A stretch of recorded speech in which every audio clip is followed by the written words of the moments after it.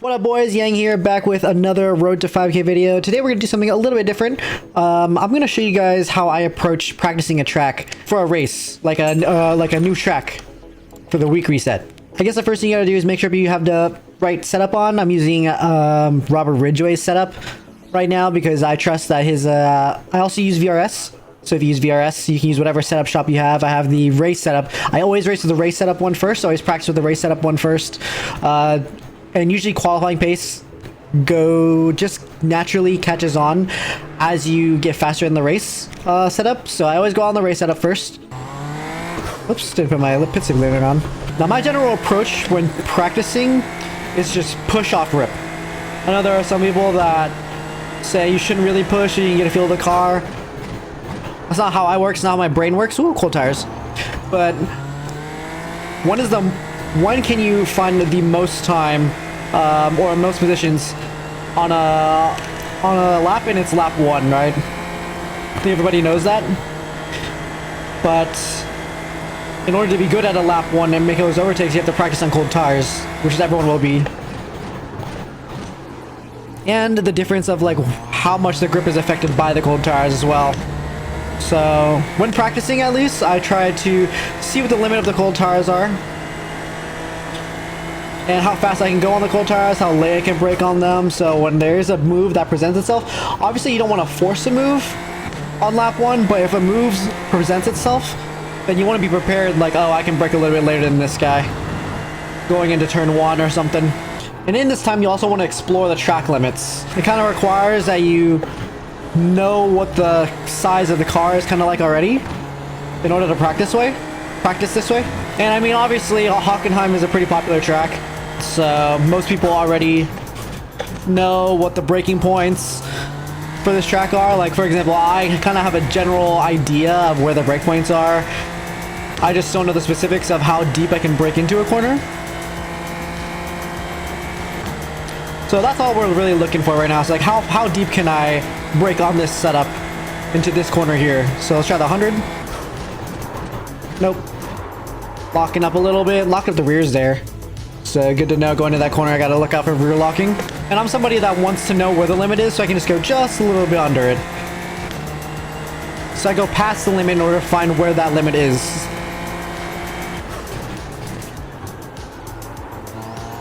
You can hear the tire squealing a little bit there. So on cold tires, it'll probably be easier on warmer tires, but on cold tires, that's where the limit is. Now, some people don't like it in practice because they try to just get their own pace of what it's like in clean air and stuff like that, but I don't mind racing against people in practice because if in the middle of a race, most likely you're gonna have 1 or 2 people that you're gonna be battling. So I think it's a little unreasonable to be scared to race against people in practice. Now, it sucks if you're in a qualifying sim, like you're in a qualifying fuel, and then someone gets in your way, that's completely different. But say you're just out there practicing on a race trim, and someone comes up to you, and you guys are fighting, swapping positions. I think that's generally fun. I usually try to do that anyways, practice side-to-side battling. Also, I really like to keep track of the leaderboards, and I don't know why my race labs isn't on. I'll turn it on in a bit, but I like having my race labs up because I like to compare my lap time and see how much pace I need to find. I don't have it up right now, obviously, which is frustrating. I have to turn it back on. But you generally want to keep track of it. You can even do it in your black box, but layouts like race labs or I overlay just makes trying to find like where the limit is so much easier. Alright, we're in the 30.5s now. So we know the fastest guys are in the 29s, which means we have a lot of time that we can find. At this point, it's just perfecting things that I already know and really just trying to push the limit, see if I can brake a little bit deeper, get on the throttle a little bit earlier. I even tried braking a little bit deeper there, test different gears, see if second is faster in this. Like, it grips up easier on second, but it's obviously slower. Just lost like half a second there, or half a tenth.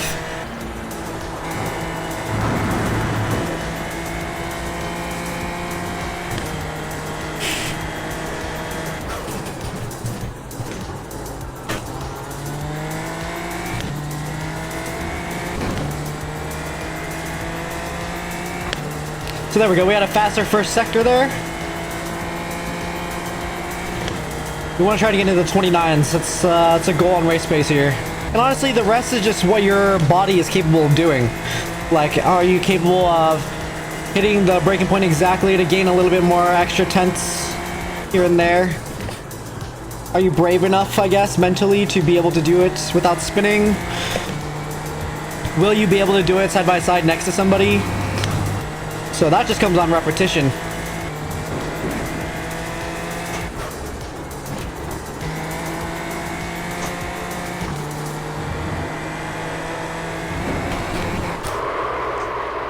Alright, since I spun, might as well try a new setup. We're on the VRS non-high downforce setup. So I think it's their more medium downforce. I think this one is probably better for the race. Can't imagine high downforce being good in a race, but... So I think the best lap that we got was a 30.2. So we're looking to try and beat or match a 30.2.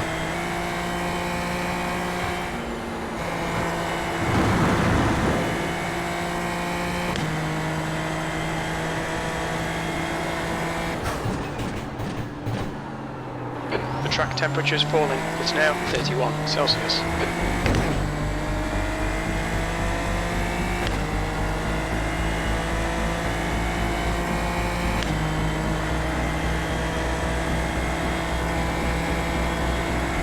Sector 1's quick.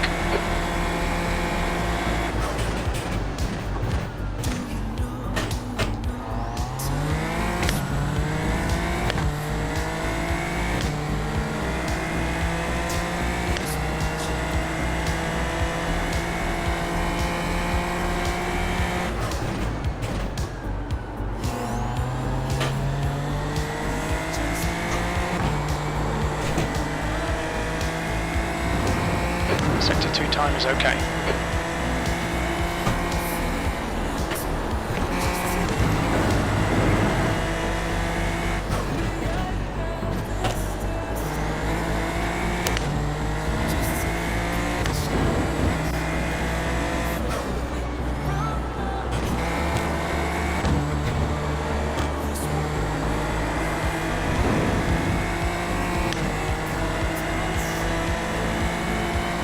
Yeah, boys, that's pretty much how I approach a new track. Hopefully you get something that's worth, you know, incorporating into your routine maybe when you're learning a new track.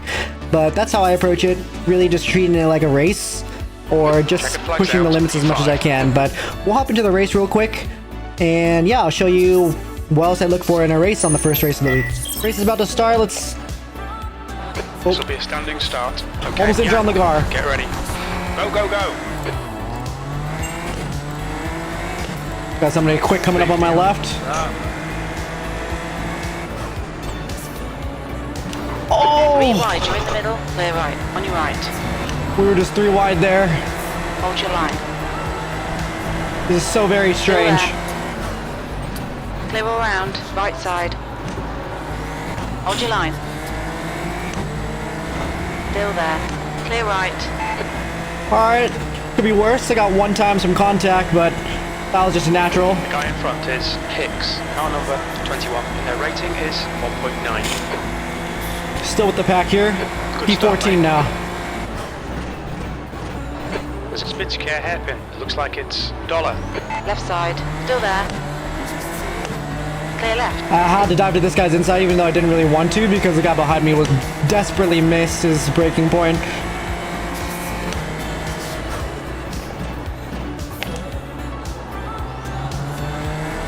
Car right. Clear right. There's an incident in Mercedes. It looks like man.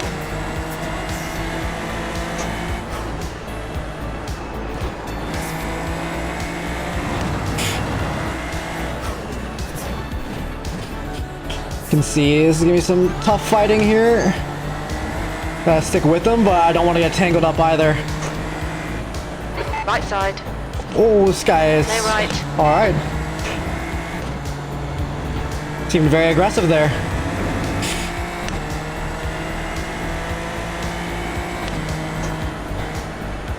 E14. Oh! Someone spun. It's a free position. Car right, clear right. You guys have a great race. Right side. Hold your line. Clear right. Left side. Little double overtake on the straight here. Hold your line. Hold your line. Hold your line. Yellow flag. Clear left. Oh, someone's off here. Jordan's upside down. No way, what the hell? Car left. Clear left. On your left. Hold your line. This Red Bull seems a little sketchy for me. Still there. Oh, I don't want to go too wide into this. Hold your line. Still there. Clear left.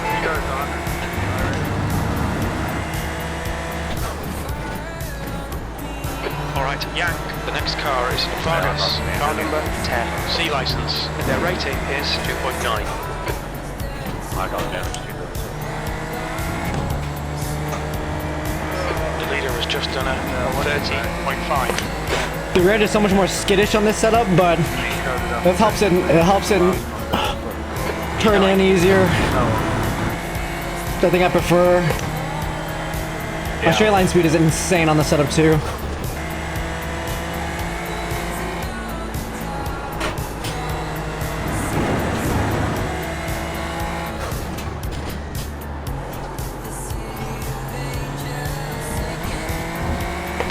Alright, we're up with the pack now.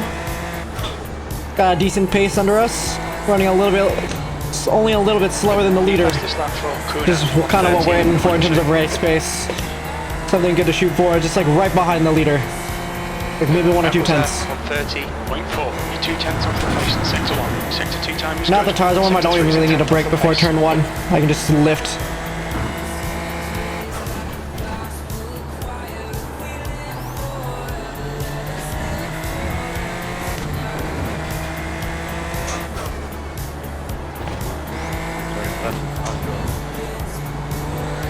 Fastest lap for Kuna.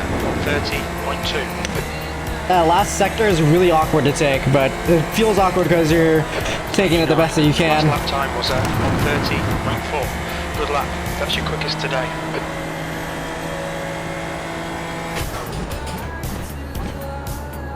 Don't spin in front of me, please.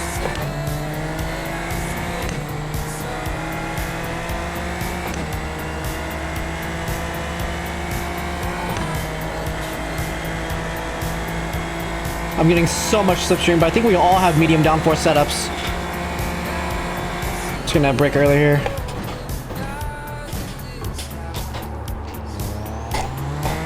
On your left. Clear left.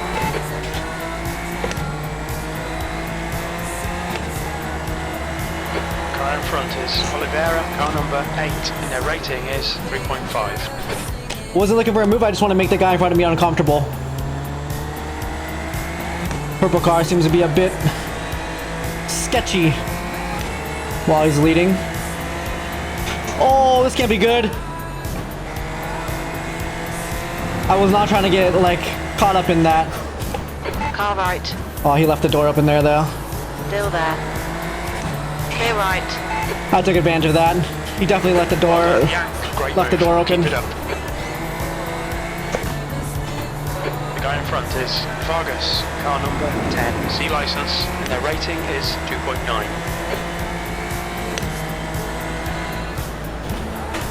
P8.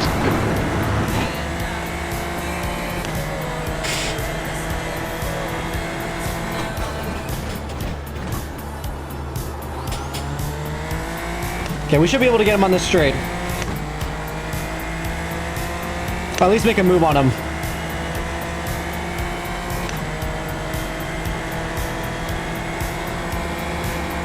Left side. Still there. Clear left. Left side. Clear left. Good pass, mate. That was fucking brilliant. Alright, P7. Managed to make an overtake on both of those guys.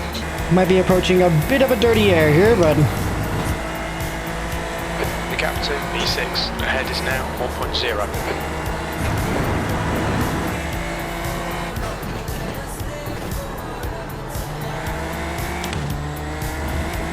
Bad making mistakes as well. He sees me catching up.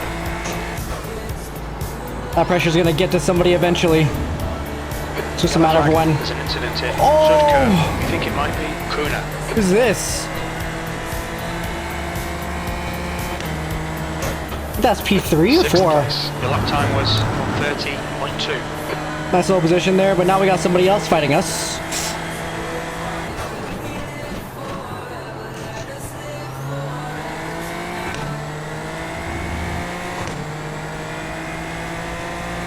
Oh, Robert's in P3 now, so yeah, that was P3 earlier. Because Robert was P4, but that guy who spun was P3.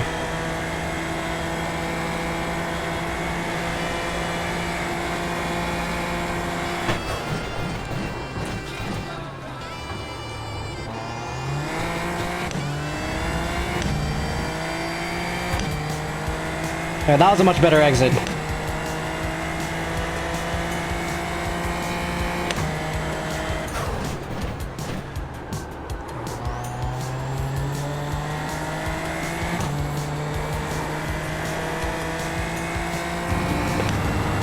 Point 6 to Pat Williams here.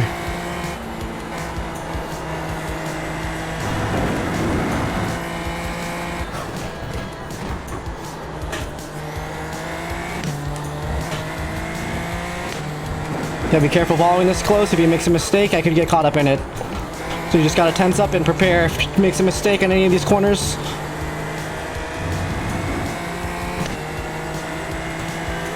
Looks like they're battling up front as well. Somebody made a move.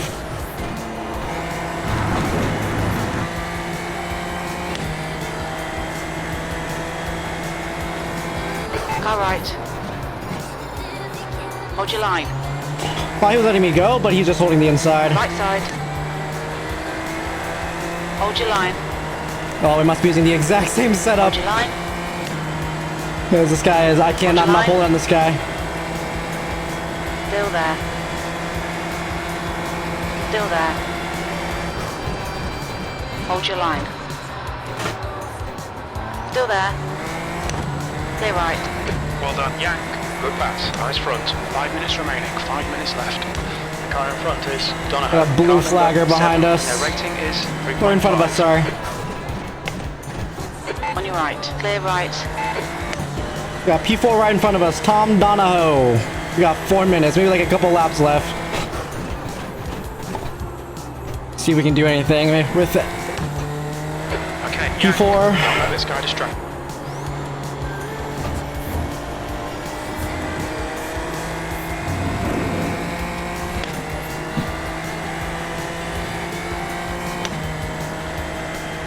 One more to go.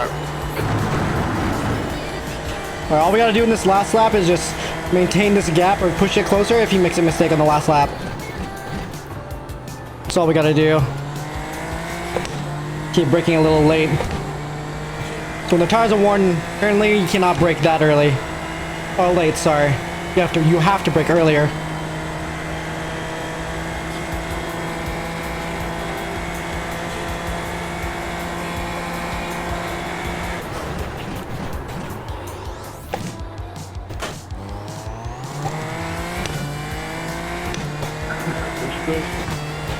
Oof. Lock the rears there.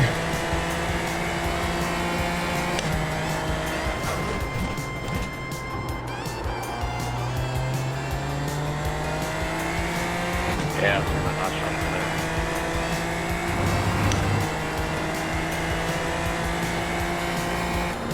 He goes quick.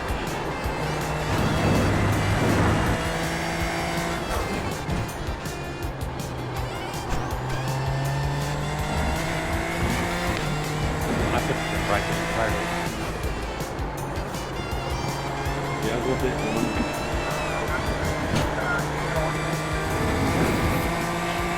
And we came home to bring P5 for the Animal E-Girls Racing Club. P5. Okay, it's over.